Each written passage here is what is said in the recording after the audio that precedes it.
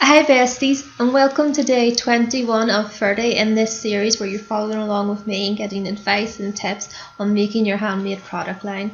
Okay, so today's going to be a little different. Today I'm going to show you how to make a sneak peek video for your audience. This would be your email audience or your Facebook or social media audience, okay? So follow along with me and I'll show you how I do it. Okay bestie, so here I've recorded myself doing a start on one of my pieces, okay, and I've sped up the video so it's not too tedious to watch, okay. So I'm going to include this in an email, okay, and I'll show you doing that tomorrow.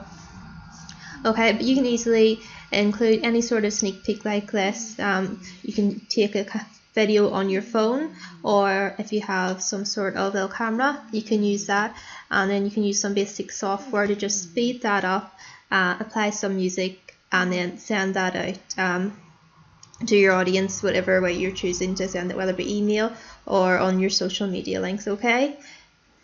So we'll get back and go into more detail on this tomorrow. Thanks besties.